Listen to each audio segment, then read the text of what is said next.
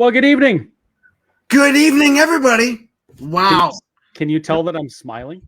I just heard some amazing news from a couple of our really good friends that we've met, thanks to what happened over the last 3 years. Yes. A couple of men that we may have never met, probably wouldn't have ever No, met. you if it are weren't you for are these absolutely things. correct. Yeah. So, Carrie, did you see that I posted something? One of those little carrots I posted on the Facebook page. Big news, huge news, a great win for the freedom movement. Yeah. I saw that.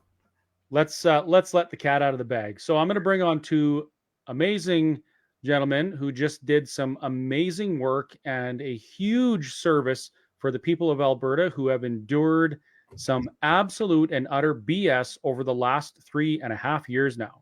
I So agree. please welcome to the Chris and Carrie Show our good friends, Mr. Leighton Gray and Mr. Jeffrey Rath. Yay! Welcome, gentlemen. Good evening. And Jeff Good just evening. Jeff looks like a giant orb, but that's He's like the Wizard of Oz. You know, he's hiding behind the big screen. Man. There you go.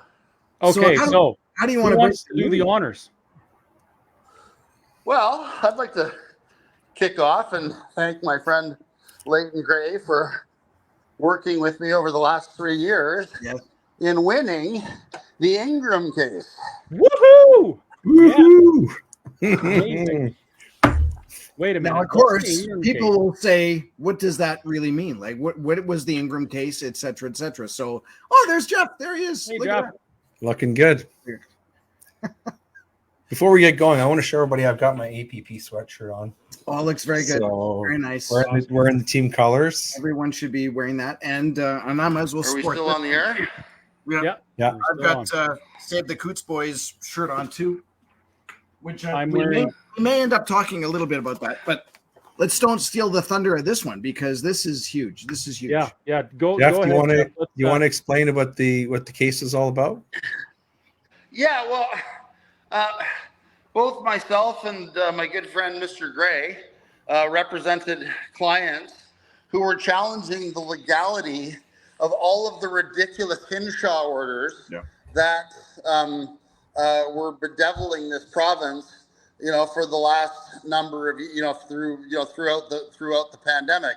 Like brilliant things like telling us how many friends we're allowed to have, closing down otherwise viable businesses and putting, people out of work and bankrupting businesses. What were some of the other really stupid orders that were issued? Telling Closure people of they churches had, and telling closure people, of businesses like iPad. Rebecca Ingram's. Yeah. all of the horrible human rights abuses that we all suffered, throughout the pandemic. Well, Justice Romaine of the Court of King's Bench has ruled that every single one of those silly orders was illegal. Every one of those orders was against the law. Wow. The fancy Latin phrase that's used is to say that the orders were ultra vires, Section 29 of the Public Health Act, which is what Rebecca Ingram has been arguing from day one, which is to say that every single order issued by Deena Hinshaw was in fact illegal. So Every order. What's that? Every single order that was issued by Deena Hinshaw was illegal because she was not making the decisions as the chief medical officer of health.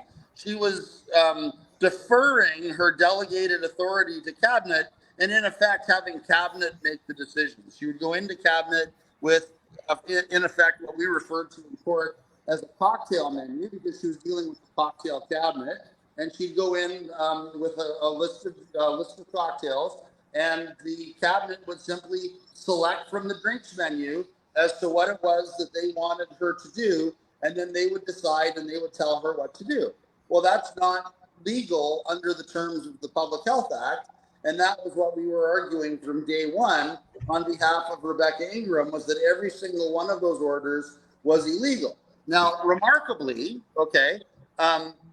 and I guess it was almost a year ago now, Justice Dunlop, in a case called CM, came to that very same conclusion. And that was a case where a couple of lawyers who, quite frankly, shot themselves and their client in the foot. They were acting on behalf of the teachers union, trying to get an order to order all of our children to be remasked in schools.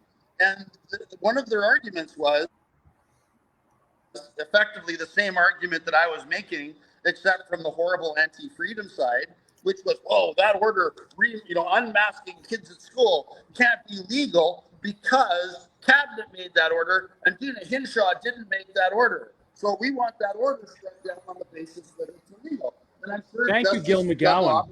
Yeah. What's that? I said, thank you, Gil McGowan, for bringing the whole thing down for us. Yeah. Oh, no. So I'm sure Justice Dunlop was snickering into the sleeve of his robe when he said, oh, is that really what you want? Here, let me grant that to you. Let me get out my magic fairy wand, and I'll declare that order to be illegal on the basis that Deena Hinshaw didn't make that order, and the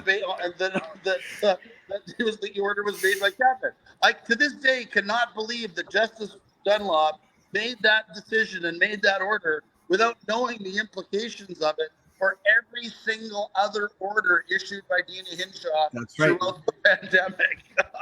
Right? So every one of them. And I think we have to give them credit by name. Sharon Roberts and Orla O'Kelly actually, unbeknownst to themselves, struck a mighty blow for freedom when they had Justice Dunlop issue an order striking down the CMOH order, remasking or unmasking our kids on the basis that Hinshaw didn't make the order. So that's exactly the decision that was followed by Justice Romaine in our case. But to be clear, that was the argument that we were putting forward from day one. In the Ingram case, I've said from the outset that every single order issued by Deena Hinshaw was illegal because the Public Health Act never intended to confer that broad of an authority on the on a chief medical officer of health, and two, if she were actually making medical decisions as a medical doctor, she wouldn't be going into cabinet with her little cocktail list and having cabinet pick an order. Pick their poison from the list of options that she was presenting. And Justice Romaine followed the Dunlop decision in CM, or the decision of Justice Dunlop in CM, and effectively struck down every single CMOH order issued up until the fall of 2021. Jeff, how many CMOH orders were there? Because I lost track after like 40. Oh God, there were dozens. There were dozens, and I mean, one was sillier than the next. Yes, right? It was. If you're married, you can have two friends, but if you're one friend, but if you're single, you can have you can have two. Yeah. And all these other things that they're literally just making up as they went along, right? Yeah. There literally could be there could be hundreds of these orders because. And this sort of came out during the course of the case. Jeff will remember this, that the authority, Jeff is quite correct, is delegated under Section 29, sub 4 of the Public Health Act. But every other public health officer, and there are many more, who is acting under that authority through the law of delegation, by implication, all of their orders are illegal too, because somebody who has delegated statutory authority cannot have superior authority to the person who's actually given them the authority. You see what I'm saying? Yeah. It's like if a dad gives, $5 to a kid to go buy candy, that doesn't turn into $7 in the kid's hands. You know what I'm saying? So actually there could be literally hundreds of these orders, and there probably are hundreds of these orders that now today are illegal, not just the ones that Hinshaw made. So there's there's a lovely Latin phrase for that, which is delegatus non potest delegare. And what that means in English is, to those who are those who are delegated shall not delegate, right? Yeah. So, in effect, the legislature conferred authority onto Deena Hinshaw as the chief medical officer of health, and the legislature, I'm sure, when they passed the when they passed the Public Health Act, expected her to be making decisions as a doctor. And they did not expect her as a doctor to say, oh, well, I'm going to defer my medical decisions to Jason Kenney, right? Yeah. And delegate, my medical decision-making power to somebody who was a divinity school dropout, right? So what does that mean? What does that Right? mean for the environmental public health officer that said to me, I have all the authority as he chained my business shut?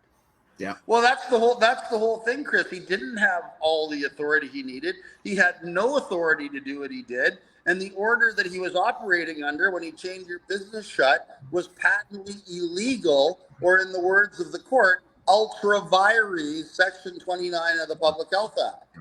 Yeah. So all of the nonsensical things. And I mean, think about, they put a church in prison, for God's sake. Yes, Right? yeah, that's They right. masked a church. Like, they put a fence up around a church to keep people from going to church. I mean, all of that activity was patently illegal because it was done under the false authority of Deena Hinshaw under Section 29 of the Public Health Act. Speaking of churches, can I put in a plug here? There's a documentary film called The Essential Church, which the Canadian government will not permit to be screened in Canadian theaters. It was made by Grace Church, which is sort of the parent church of Pastor James Coates' church, which is Grace Life, the one that Jeff just referred to. And Pastor James Coates and Timothy Stevens, both of whom I'm honored to say are my clients, they're featured in this film, which it talks about how the Christian church in the United States and Canada, and also in Scotland, reacted to and dealt with these lockdown orders. And it's an incredible story of freedom. I haven't seen the movie yet. I understand that this big ugly mug, mine in the blue sweatshirt, has a small role in it. That's not a good reason not to see the film. People should still see it if they can. But you know what? The only way that Canadians can see it is if you contact Grace Church in California. They're allowing people to see it in churches and screen it. And actually, my own congregation in Cold Lake is screening. I know there's a couple of churches in Edmonton are screening it. So those of you who are out there, if you want to see it, it's called The Essential Church. There's a website called theessentialchurch.com, and you can check it out. It's a very professionally done film. The cinematography, I understand, is incredible. I was talking with Jay Bhattacharya tonight, who is a star of our case, but also appears in the movie. And he was at the premiere. He says it's just brilliant. So people want to see that because it tells a lot of the story that we're talking about tonight. And I think it'd be very, very interesting for people to sort of relive some of those dark moments. And maybe in light of this case, maybe they're seeing a little bit of a silver lining on that cloud now. We're hopeful that this could be, I don't overstate the case, but it could be a significant turning point in Canadian law. It certainly is the first case of its kind that I know of, a major civil case where the court has decided against the government and actually told the government that what it did during COVID was illegal. It's the first case of its kind that I know. Maybe Jeff. Let's be really clear about this, right? Everything the government did during COVID was illegal. Yes, fair enough. Right? Fair enough. The Kenny Cocktail Cabinet, the Sky Palace Cabinet, basically took the governance of this province over to Deena Hinshaw, who was operating under unlawful authority that she did not have under the Public Health Act. Yeah. Right. And I have to say, I mean, Justice Romaine goes out of her way to praise Dr. Hinshaw for her honesty and her transparency and how well she held up under such withering cross-examination and on and on and on.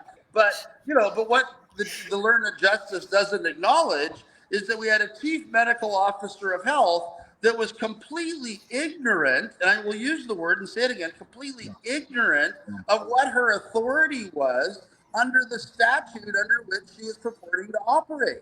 Yeah. I mean, how dangerous is that? It's one of the most grossly incompetent, or one of the worst examples of a grossly incompetent bureaucrat, in a long history of grossly incompetent bureaucrats in Canada. Non-elected too. Jeff, listen, just tell us what you really think, okay? I mean, well, it's family friendly. Quit with the euphemisms already. It's family friendly at 10:40.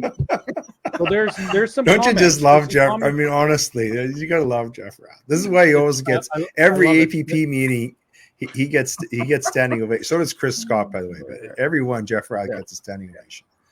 I got to get this out. There's some comments on there specifically referring to my situation. Some people are saying, "Oh, but all the food you lost. Oh, but all the revenue lost." Yeah. And I want to remind people, like Leighton mentioned, that we should be reminded of the dark times.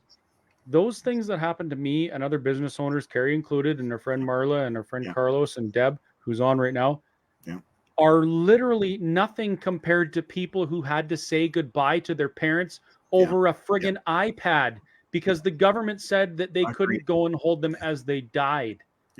Those are the things that demand some remedy. Like, sure, a business owner can be compensated for financial loss. How do you compensate somebody that didn't get to hold their mother's hand when she passed? There's no compensation for that. There's no remedy. And I don't even, that's what really got me going with this whole thing. It was about the financial thing at first, and then I realized the real dark and evil things that had happened in response to this that the government was doing, things like that. So I just want to remind everyone, food going bad in a fridge because your business is chained shut, whatever. We can. I'm glad that you said that, Chris, because that's really the reason why Jeff and I were doing this case. We were doing it on behalf of people like you and people you described. People who couldn't go to church, people like Rebecca Ingram who lost their businesses, people who couldn't get married. All of that, every aspect of it was dehumanizing and degrading. I know of restaurant owners who committed suicide because they were bankrupted. You are correct. By these evil and illegal orders. Just even business owners, and I mean, we know of people. We know. I was good friends with a pilot that committed suicide because I'm sure. How do you remedy that? It was so. What is there? And that offers up another question: who's left holding the bag? Because what happened was illegal. The government should never have done what they did. They took authority that didn't belong to them, and they used it to infringe on 4.8 million people's rights. So who's left holding the bag for that? Well, and one of the things that I really hope is that this decision really strengthens Premier Smith's backbone with regard to cleaning house within AHS and within the bureaucracy in the province of Alberta. The fact that all of us could have had our rights trampled on to the degree that they were by a grossly incompetent bureaucracy, operating under the aegis of completely unlawful orders, right? So, that's, everybody's got to start screaming and yelling at their MLAs and demanding a reckoning, because these people literally ruined all of our lives for years on end under the stupidest of excuses. And, and at the end of the day, it turns out that everything they did was illegal. Every single bit of it. And there should be no amnesty. There should be no forgiveness. All of these people need to be rooted out of government and given their walking papers. So this was in Alberta. What are the ripple effects in terms of can this continue or expand into other provinces? That's a really good question. I'm not sure what the actual precedential value of this case is going to be outside of Alberta. Because let's face it. Jason Kenney, Shandro, and Copping brought their own special brand of stupidity to public health management. Right? So stop sugarcoating it, Jeff. So this is what you get for waking me up at 10 o'clock. He's had 3 or 4 Bud Lights. No, but seriously, this is, so as far as, a precedent outside of Alberta, I'm not sure what the value is. Every other province and even federally, they are operating under different legislative schemes or whatever. To the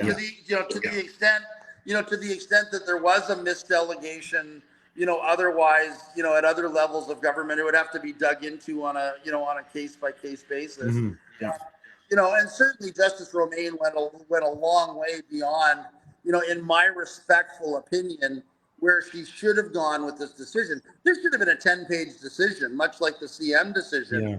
But Justice, and quite frankly, we submitted an argument that, that she should limit her decision to Section 29 of the Public Health Act, and finding that Section 29 of the Public Health Act, that Hinshaw was ultra vires Section 29 of the Public Health Act, because case law from the Supreme Court of Canada directs judges not to make constitutional rulings and not to make constitutional findings when a matter can be decided non-constitutionally, which is what the Section 29 finding is.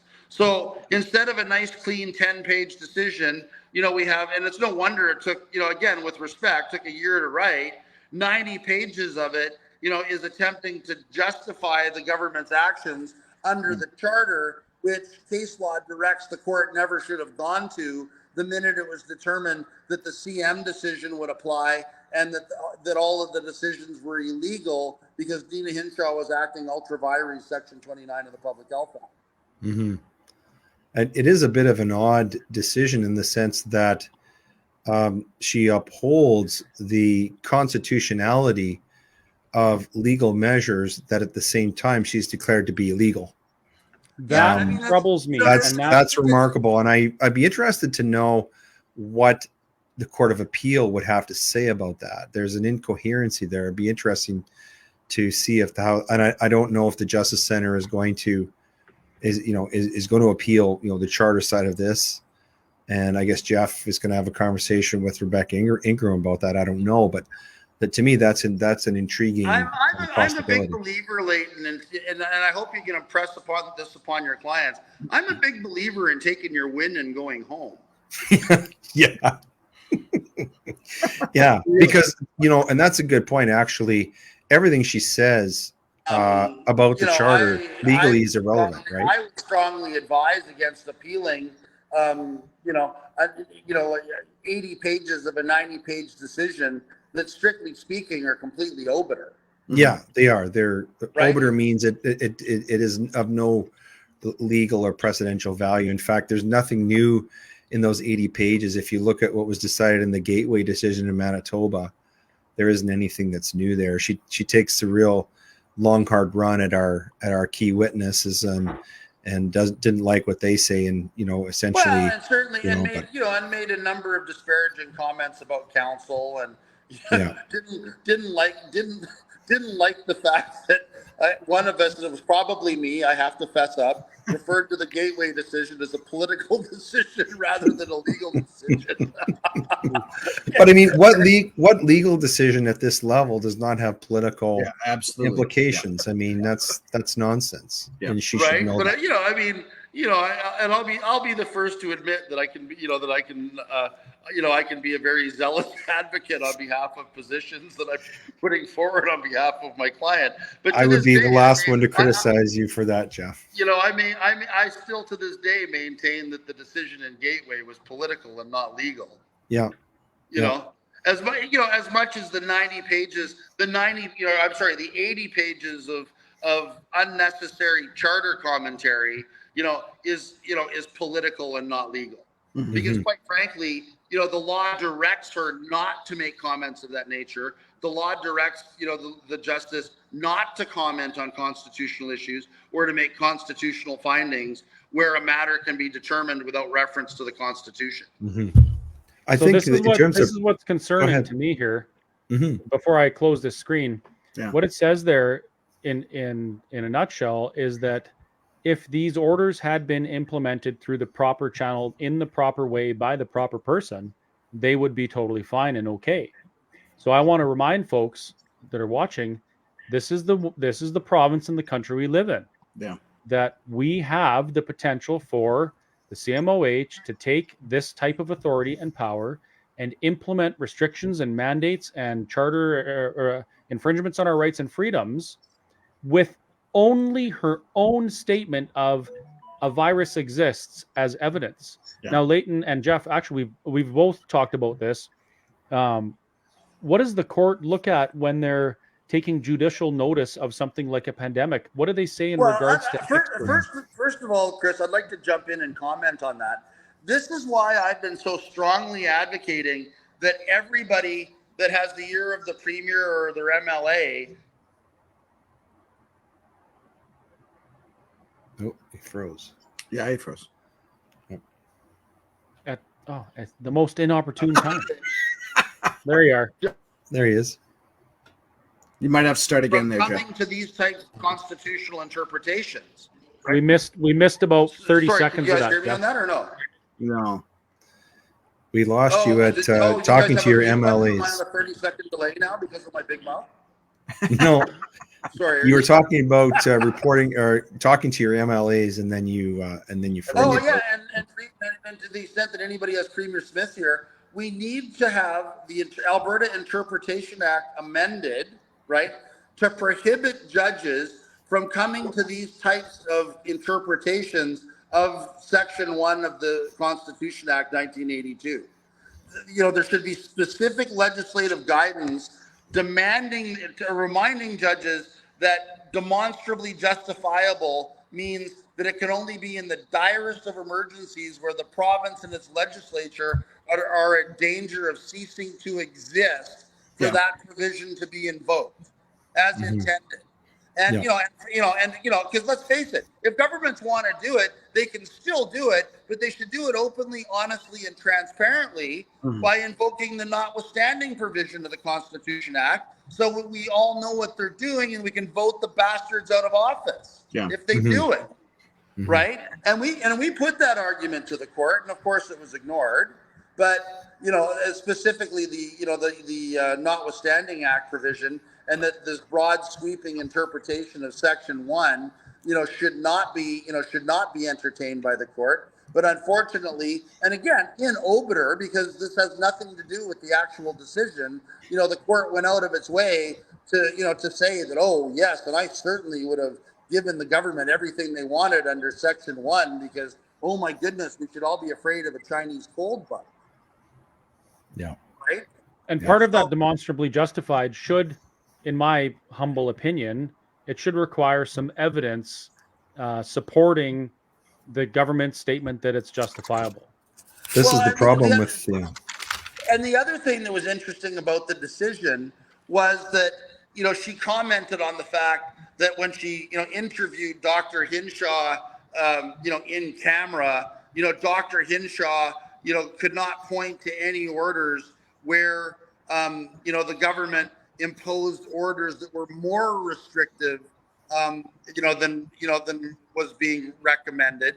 But of course, what the justice didn't comment on is the extent to which Dr. Hinshaw might have presented options to cabinet that were much less restrictive than the options that were applied, that were still viable options. And we weren't allowed to cross-examine Dr. Hinshaw on the extent to which there were much less intrusive measures that she still could have lived with or could have recommended to cabinet because we were shut down on that point. We even brought a special application to have Dr. Hinshaw come back and be cross-examined on that point, and the court would not entertain our application.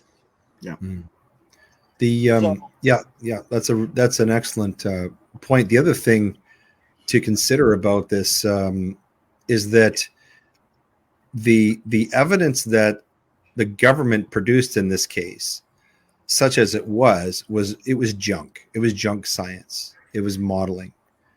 And so it is concerning. It is horrifying in the concept of judicial notice.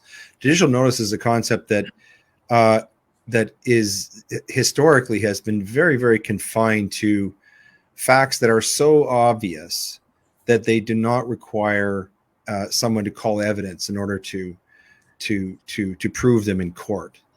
The existence of a pandemic, it being a serious public health risk, the fact that restrictions actually reduce the risk of infection, that they prevent death. All of these things require evidence, evidence that was never produced in this hearing. People should understand that. There was no evidence at any time to prove those things. And in hindsight, we can see now how ridiculous the government's case was, because we now know that the vaccines had absolutely nothing to do with the ending of the pandemic in Alberta. Yeah. We now know that that our population reached herd immunity probably before the pandemic was even declared in our province, and that there never was any need for any of this. The people like Dr. J. Bhattacharya, who framed the Great Barrington Declaration, were right. They were right all along. Mm-hmm. And so we know all these things now, but at the time, and this is what Jeff and I were arguing, in order to lock down, 4.5 million human beings in an unprecedented fashion, that requires evidence. You've got to come forward and produce evidence. And the government never did that. And that's the thing that should horrify Albertans. I won't say that it's a fluke. It was a brilliant procedural argument that Jeff came up with, and in the end, we went with it, and it worked well. We argued the charter arguments just as hard, and our arguments and our evidence on the charter violations was far superior to anything that the government produced. Mm-hmm. And so it is concerning that a court would go and make those statements. However, not surprising. Well, and that's why I say that we have, that we really need to have legislative amendments brought in. And quite frankly, to the extent that anybody listening still has input into policy suggestions for the upcoming UCP convention or AGM, this is something that should end up as a resolution to be considered at the AGM. Absolutely. That is that the Alberta Interpretation Act be amended to prohibit judges from denigrating the charter rights of citizens of Alberta by reference to Section 1,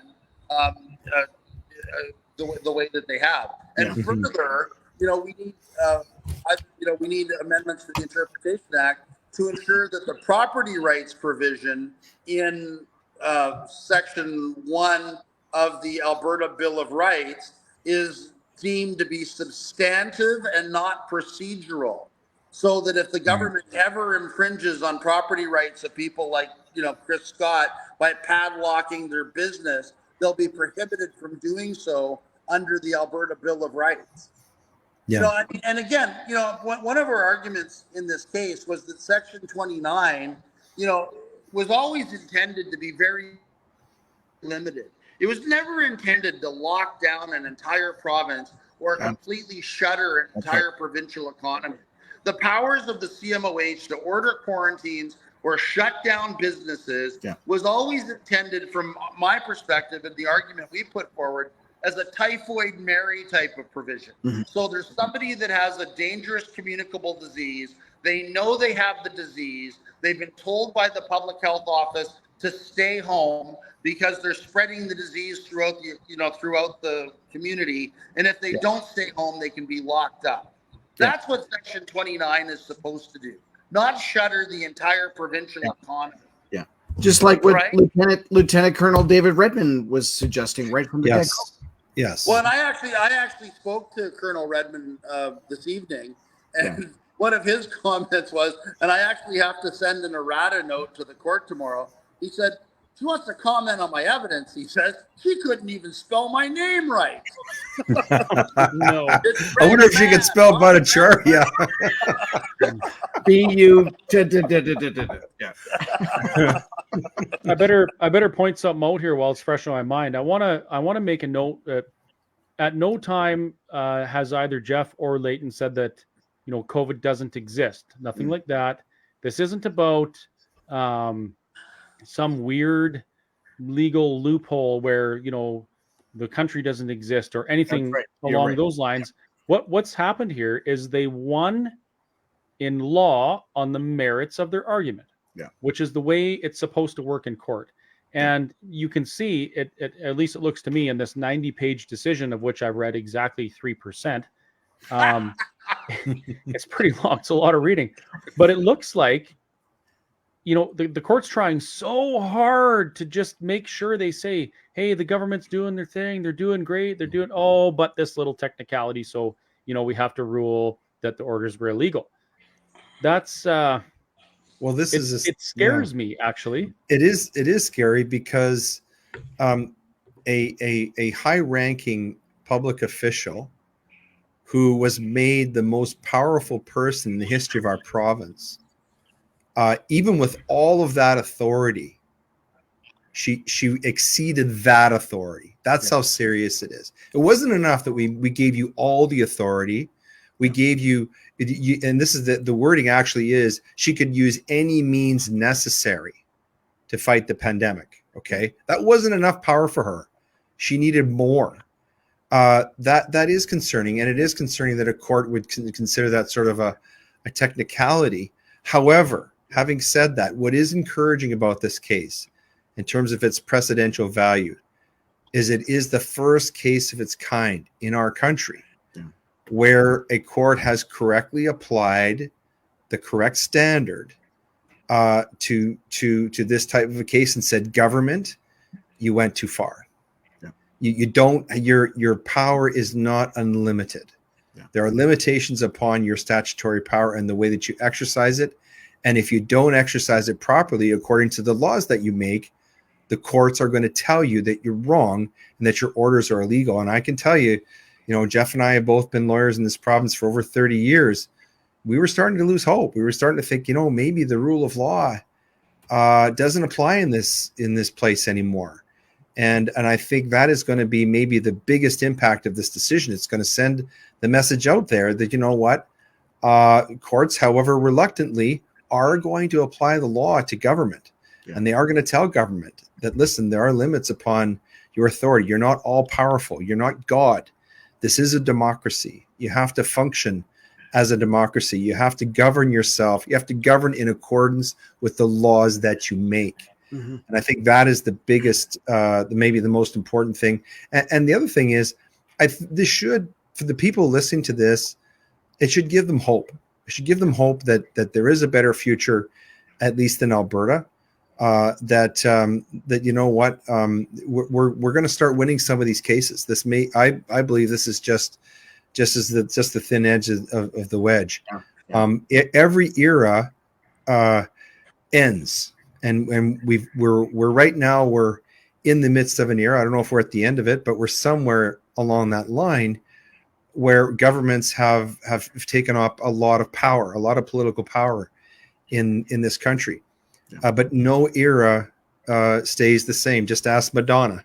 Okay, every era comes to an end, and it may be that this particular era, the COVID era, of this unbridled power of governments is coming to an end. And you see some of the, looking at, for example, Mr. Trudeau. You see the way he's being treated around the country. You see his popularity numbers, dropping. There is a very strong populist movement. Well, even in this country.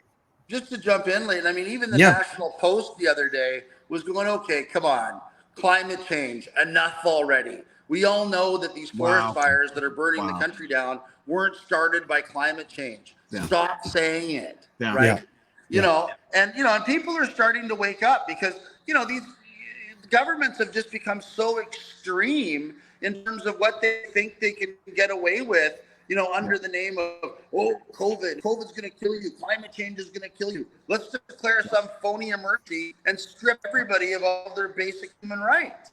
And people are waking up to it and saying, no, enough is enough, right? The other thing, just, to sort of jump on the point that I've been trying to make about legislative amendment, to the extent that Justice Romaine is trying to give government a how-to guide as to how to trample on us better the next time. We need to be pushing our MLAs and pushing our premier to amend legislation so that this never happens again. And no bureaucrat or no government can ever exercise this kind of power ever again. Yeah, that's hugely important. This is not the world we grew up in, and everything that they've done has been proven to be wrong. In this case wasn't about vaccines. It was about all the, so-called non-pharmaceutical interventions, all the stupid little orders that they were issuing on a daily basis. Yeah. But I mean, God, there's a Liberal MP recently, a guy by the name of Housefather, that all but admitted the reason that they won't release the vaccine contracts is because the vaccine contracts outright state that the vaccines are experimental, that the companies that produce them do not warrant them for safety because they were rushed to market without adequate human trials or human testing. And for that reason, and that's all written into the contracts, and for that reason, people can't see the contracts. Yeah. So, you know, I beg your pardon. Like, how many people in this province would have rolled over on the vaccine mandates if they knew that every time Deena Hinshaw said safe and effective, the drug companies went, well, not really, don't tell anybody, but no, we don't think they're safe. We're not even saying they're effective, you know, but you guys just carry on and say said whatever they you weren't want effective because it's all on you, right? Yeah. I mean, if people knew the truth behind those vaccine contracts, nobody would have gotten vaccinated. Yeah, agreed. So here's a question. I know it's come up a couple of times in the comments here. So this dealt with Rebecca Ingram's case proper, like only hers, or was it something else? No, And Jeff represented let me repeat this. Sure. Okay. Let me repeat this one more time for everybody listening. Yeah.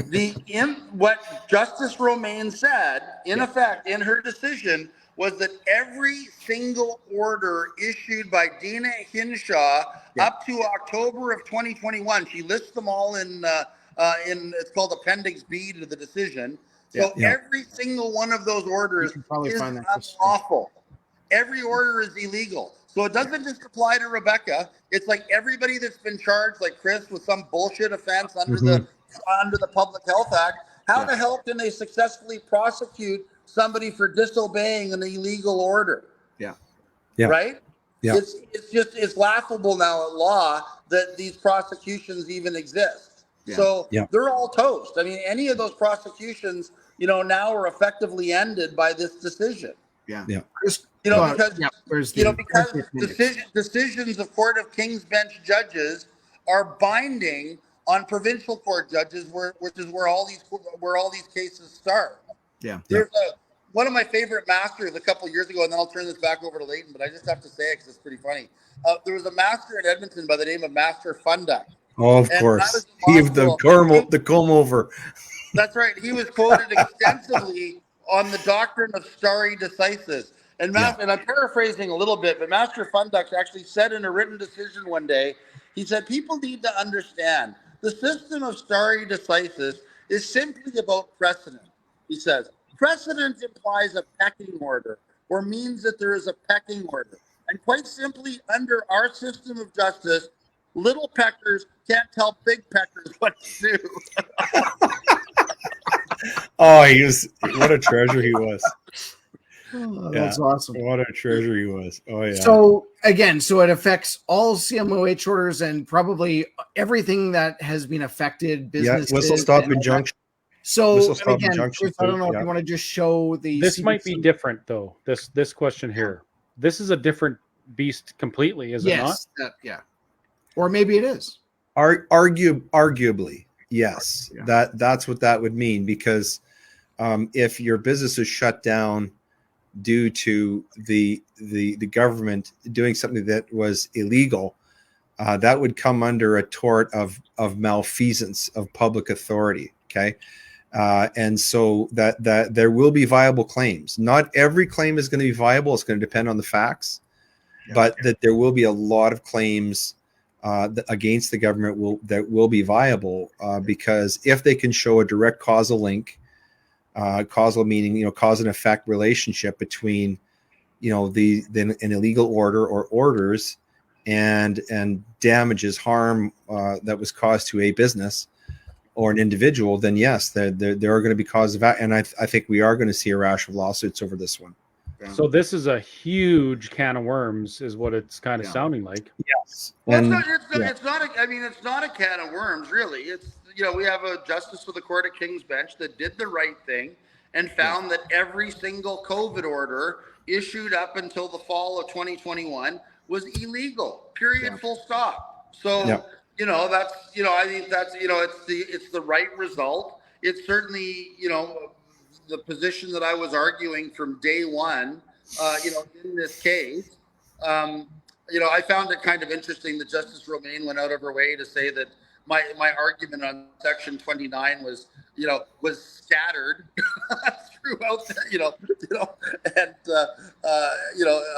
anyway, I got a chuckle out of that, but given that that's what we were arguing from day one, and that's what our pleadings were all about, and every document we filed with the court reiterated that position, to the extent of even telling her that she shouldn't make any constitutional rulings and that she should only rule on Section 29. I guess if that's scattered, I'm not sure what else to say about that. Yeah. So, good question from Lorna here. Can the government appeal the decision?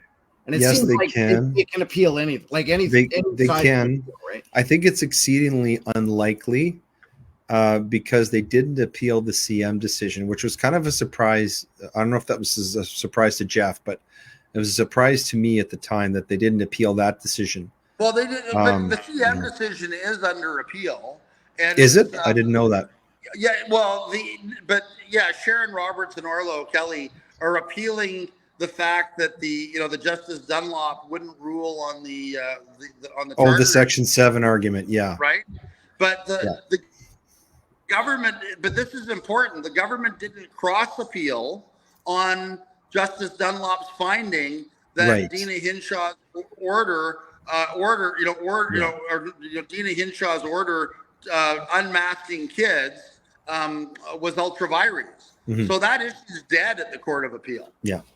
Right. I would think I would be shocked if the government in this case decided to appeal something that they decided not to appeal, in a very similar case. Yeah. Especially just to pick up on the thread of what Jeff just said, especially given what Premier Smith said during her leadership campaign, where she made a lot of public statements about COVID and things that needed to be done, needed to be changed.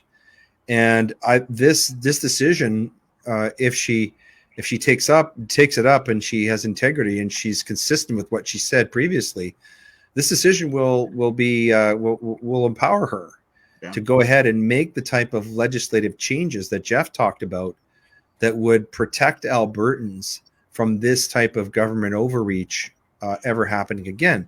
She has the authority to do that, and now the court has given her, essentially a vote of confidence, and saying, "Look," and this is part of what courts do when governments make mistakes and courts point them out. The expectation is that a properly constituted government acting reasonably in the best interests of the voters, of the electorate, is going to make changes to legislation to correct a mistake that they've made. That's part of the process here.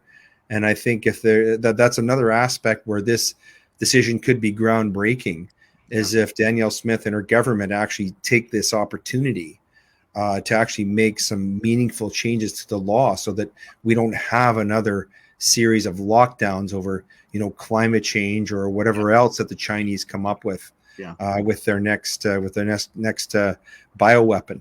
Yeah. Well, I mean, let's face it. I mean, and I've written about it in my Substack, but Theresa Tam has declared climate change now to be the biggest public health threat facing Canada, and that the biggest causes of climate change are ableism, capitalism, and heteronormativity. Don't forget critical race theory. That's in there too. Well, no, but that doesn't cause climate change. That's the cure for climate change. Right. Right. Yes. Which is a public health threat. So they can make emergency orders to invoke, to end able-bodied people going to work and, people wanting to have families and people actually being employed, in a business that they own and control, as opposed to being a government employee working on a collective farm somewhere. Right. Right. Which, I mean, capitalism causes climate change. This is the level of, we're paying these idiots $500,000 a year to come up with this nonsense. Mm-hmm.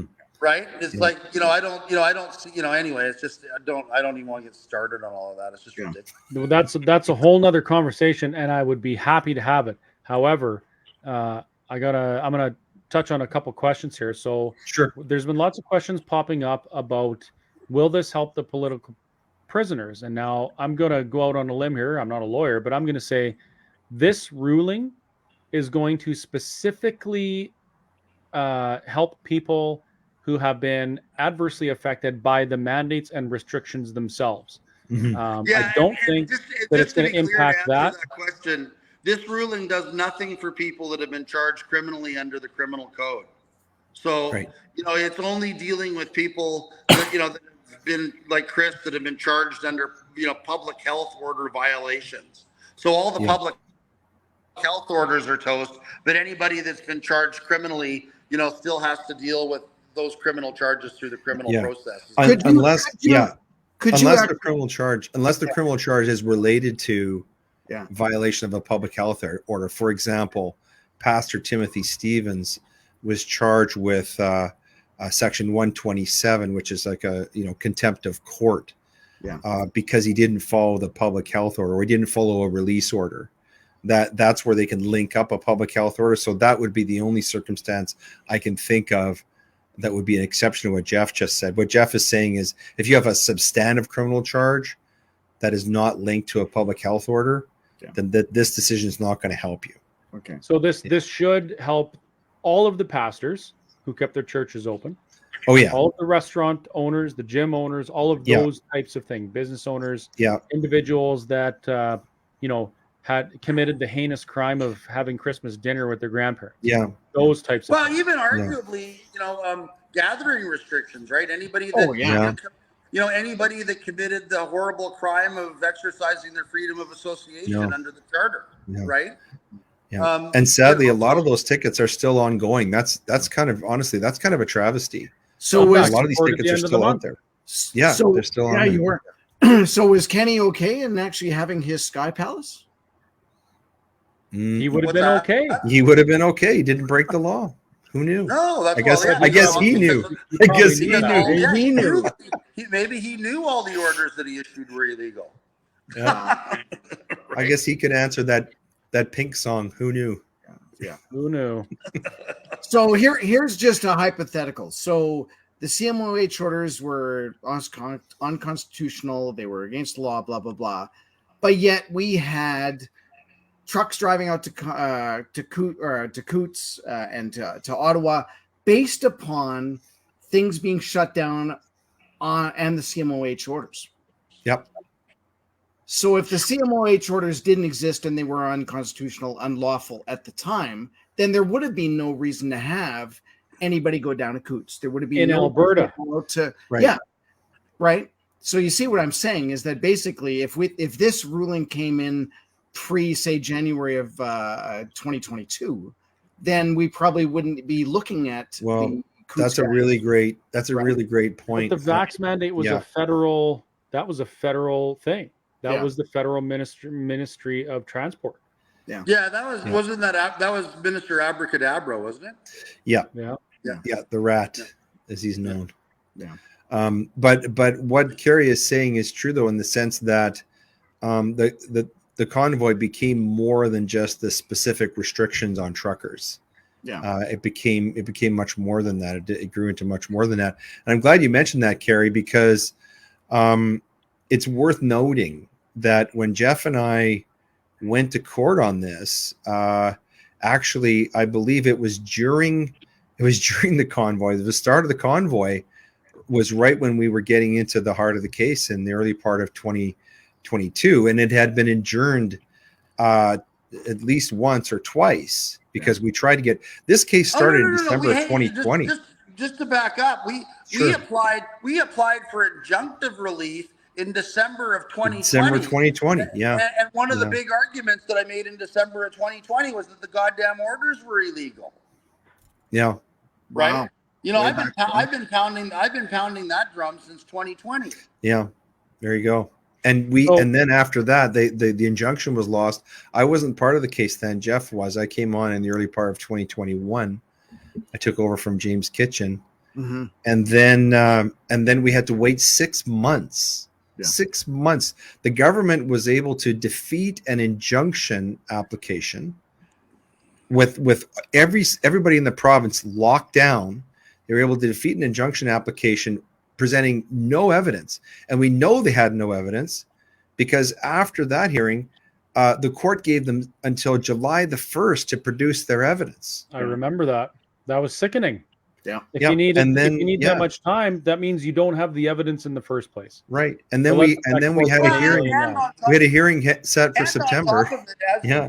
as we've now seen, this entire case could have been determined with virtually no evidence, because True. because Absolutely the true. ruling Yeah. is that Deena Hinshaw didn't have the authority to make You're right. the orders that she made under Section 29 of the Act. I You're guess right. the evidence we needed was simply, that cabinet made the decisions and that Deena Hinshaw didn't actually make the decisions. Yeah. But we certainly could have gotten there a lot more quickly were it not for all of the ongoing delays and roadblocks that were being thrown up by the government. Yeah. Well, I think there's a that's a really excellent point, Jeff.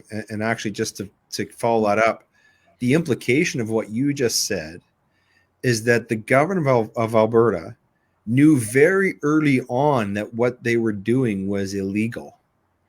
And they deliberately protracted the case and dragged it out so that they could continue to make more and more lockdown orders and keep the province locked down for another year and a half or more, during which time they knew that every one of those orders was illegal. That's the clear implication of the case. The government didn't just find out today that their orders were illegal. They knew that what they were doing was illegal back in, at the very outset of the pandemic. And that's going back even further than December. And let's be clear here: the reason that the government was wanting to make its decisions through the Deena Hinshaw puppet, right, was that they didn't want to take responsibility for those decisions, right? Yeah. So if you call it a CMOH order, then Kenny and we're just following medical advice. These are medical decisions, and these are purely medical decisions. And I think it was, when Hinshaw was getting tired of being thrown under the bus on this stuff, when she was starting to stand up publicly and say, whoa, wait a minute, right? These aren't my decisions. I'm following cabinet direction, right? Yeah. So they tried to throw her under the bus, and then she pointed the finger back at them, and they kept doing it throughout the court case. Yeah. The minute we could get her in front of the court. Yeah. Right. Did you hear that? So, No. I just heard a huge elephant walk into the room. And that elephant is the question, why? So the government obviously would have known these things because they're not stupid. They're not stupid people. Jason Kenney was not a stupid man. He's a very intelligent man, and he knows law. Why would the government do this? The government told us we're doing it to protect the healthcare system. Now, what were they saying? Well, I would say, just to jump in for a minute, Chris, I think you're giving Jason Kenney far too much credit, but carry on. I'm sorry. It's late at night, and and like I said, you got me out of bed to get on this podcast. No, I'm enjoying sorry, it. Maybe I set you up for this. I'm gonna have to call bullshit on that one. I have never seen Jeff laugh or smile as much as in this podcast. Put it this way. If you were the government, It's the Bud Lights. And you had an external organization that your healthcare depended on a subsidy from, telling you, do this or we're taking your subsidy away. That's true. Would you not tell the people of Alberta you're doing this to protect the healthcare system? If you were a properly focused politician, yes. If you were a person who was acting in the best interests of Albertans, which we now know Mr. Kenney for the most part was not doing. And let's be really clear here. The government had the authority. The Kenney cabinet had the authority to do what they were doing. They could have done everything they did under the Emergency Act, right? But they didn't want to take responsibility, right? Mm-hmm. And then the other issue was, and this was David Redmond's, not Redmond, David Redmond, Colonel Redmond's testimony throughout was that had they gone under the Emergency Act, right? It required a whole of government response, and we wouldn't have basically turned our entire province over to this insidious medical dictatorship consisting of Deena Hinshaw, the so-called scientific advisory group, acting in concert with the College of Physicians and Surgeons, threatening doctors within half an inch of their lives if they dared to question the public narrative. Yeah. And don't forget the AHS And health Gestapo. Yeah, and I'm not saying that I agree with what they did at all. I'm just saying that I'm just saying that there was the question, why would they do this? I was privy to some information I found out a few months ago, and if that's correct, then our government was protecting the healthcare system by doing these things, but not in the way that people think, not in the way that we're making sure the hospitals don't overflow. Mm-hmm. No, we're being told what to do by external organizations like the CDC and the WHO. Yeah. And if they don't do it, then there's consequences for our healthcare. Yeah. So I would put forth that they were trying to protect the healthcare system, not to the benefit of Albertans, but to the benefit of their relationship with pharmaceutical companies. I would disagree with you, Chris, in this sense. I don't think it was about the healthcare system.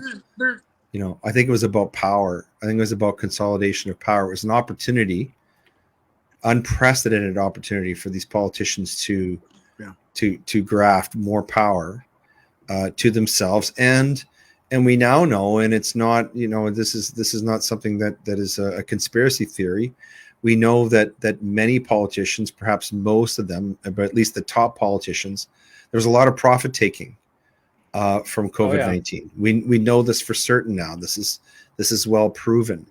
But I think what COVID-19 presented was an opportunity to seize power, unprecedented power to government. And remember, that's the first thing that the Kenney government did, is they went in and they made these amendments to create these emergency powers.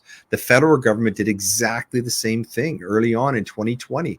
They went in and they were messing around with the Emergencies Act, and I got canceled because I published something online that said, I thought that early in 2020, I thought the Trudeau government was going to use COVID as an excuse to invoke emergency powers, and that's what brought the Valkyries down upon me. So I think the COVID for governments was about consolidating power and building relationships and making money for their friends and big corporate. I think that's mainly what it was about. I don't think it was about health at all in hindsight. Here's a good one. Been paying attention. They cut off your audio. Uh-oh. Will this even matter in the future if the pandemic treaty goes ahead? Just to jump in on that point, because I think it's an important discussion. I really think that maybe you're giving a little bit too much credit to what was going on in this province. What I would like to see is a massive investigation as to the degree of negligence exhibited by all of our top health officials in Alberta, right? Basically taking their guidance from, the Public Health Agency of Canada and just parroting slogans like safe and effective without exercising any independent professional judgment. Right? Like, safe, like where was Deena Hinshaw saying, well, safe and effective. Well, wait a minute. Let me see the vaccine contracts. I want to see what the pharmaceutical companies say about how safe and effective these are before I put my name on this. Right?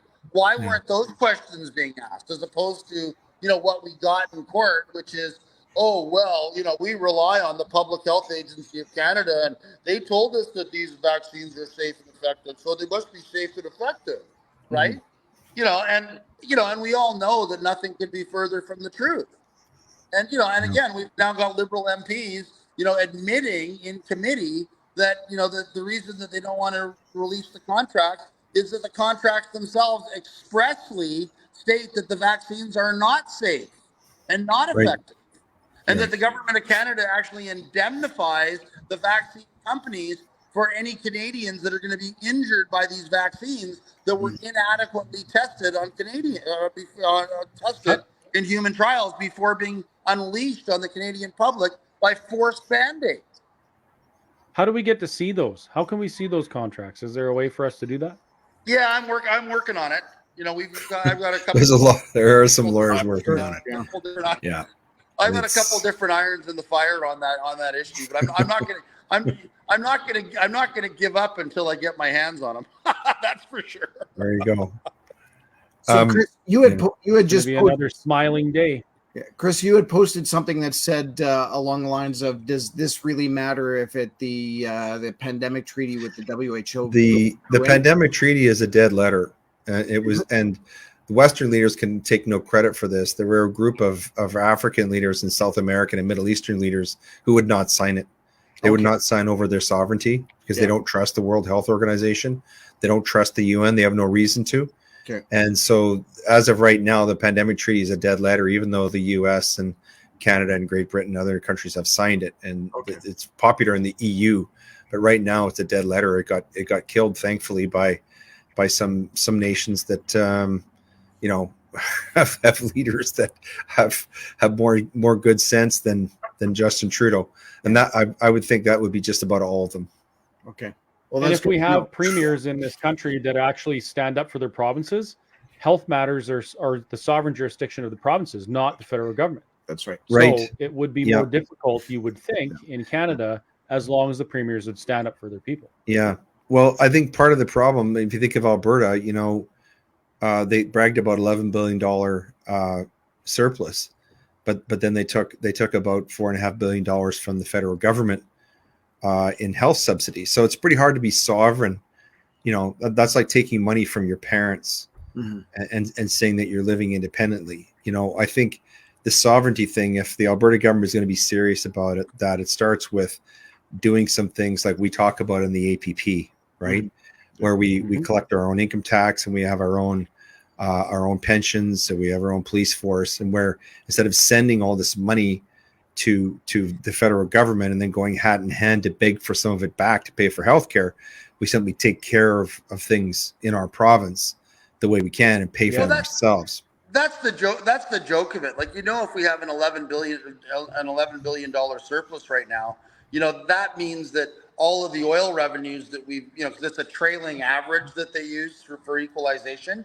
That means that, going forward now, we're going to be, putting another 12, 13, 14, 15 billion dollars a year into helping Quebec have surplus budgets at our expense.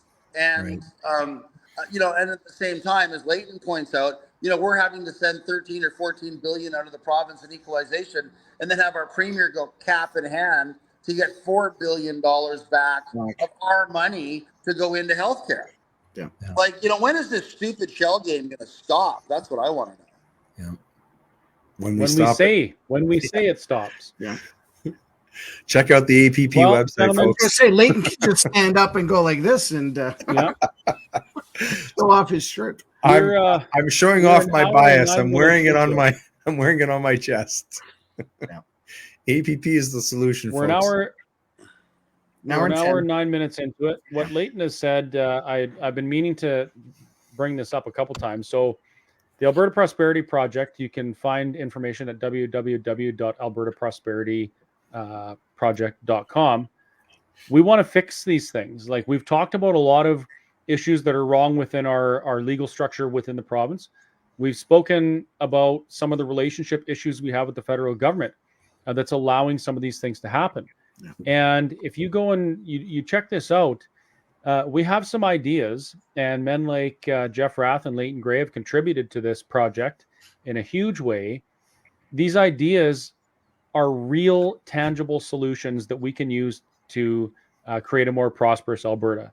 Mm-hmm. And at the heart of this is a referendum on independence, which may or may not result in secession from Confederation. Now, I know that's a tough pill for some to swallow, but I want to ask you this. Would you rather live under this type of thing with a federal government that can get away with this kind of thing and put us on this, these anti-human paths, certainly not to prosperity? Or would you rather stand up and say enough is enough? If you guys want to go there, you Laurentian elite, if you want to go off this cliff, go ahead. But we're gonna make sure that Alberta is free and prosperous so that the people who don't want to follow your idiocy have a place to go. That's the question I would have you ask. So please check it out, albertaprosperityproject.com. And there's a link on there. You can ask questions. You can leave comments. And I actually do see the contact emails, so feel free to leave one. And on that note, Leighton and Jeff, thank you very much for what you've done. Jeff, I saw Rebecca Ingram actually commented earlier, and she said that you're her hero amongst other things, but she said, thank you so much for taking my case on when nobody else would. You've got a lot of fight in you, you old dog, and it's to the benefit of the people of Alberta. Same with you, Leighton. So thank you very much for being who you are and fighting for the little guys and girls. We appreciate it. Yeah. For those who want to take it in, I'm planning on having Jeff on my podcast to talk about the case in more detail. So watch for that, please. And then I'm going to get a quick plug in here before the end too. A lot of the policy ideas that I've been promoting tonight, that I would strongly urge people to get forward to their constituency associations to be formed up into resolutions for the upcoming UCP AGM. Walter's been posting them on the APP website, but look for my Substack, Conspiracy Facts with Jeffrey Rath. And a lot of the stuff that we've been talking about tonight and a lot of the ideas that we've been discussing tonight are contained in the 19 or 20 Substacks that I've had a chance to write this year, in between all the other things that have been keeping me busy. So, which are fantastic and every bit as entertaining as live too, by the way. Oh yeah, no, he can really, the pen is mightier than the sword in the hand of Jeffrey Rath. So, but anyway, thank you very much, Chris and Carrie, for having us on tonight. It was a real honor and pleasure to be here, and it's always nice to be able to share good news with people. Yeah, absolutely. love being on the show. The really best news ever, I think. Yes, awesome. The last couple of years for sure. And I'm the really only excited for tomorrow. I'm the only what? No Bud Light. No Bud Light. I'll give that to Jeff. I had some Bud Light, but I opened up the fridge and it was something else. I don't understand. It all had a different label on it. Your Weird. Bud Light had a beard and a skirt. Yeah. Old cans. Yeah. That's all right. Well, I accepted it anyway. Yeah. Thanks, guys. Have a great evening. Thank you so much, guys. Right. On that note, I will say goodnight and thank you again. And just in case you guys, I don't know if you can see the comments on your end, but the comments have all been extremely positive and uplifting, and everyone is thrilled Well, that's with great. the work that you've done. Yeah. So again, on behalf of everybody watching and me and other business owners and Albertans that have been affected by these illegal CMOH orders, thank you very much for your service. And we really look forward to seeing what comes in the near future. Yeah, Thanks a lot, guys. Stay tuned, everybody. It's time for now the fun begins. It's time for some people to tighten their chin straps. That's all. Phase 2. Wow. All right, what does that little dude say? And now for something you'll really enjoy. Anyway, all right. We shouldn't be laughing. All right. But yes, I'm overtired. Night, everybody. Okay, Thanks. Okay, good night. Yeah. Thanks, guys. Goodbye.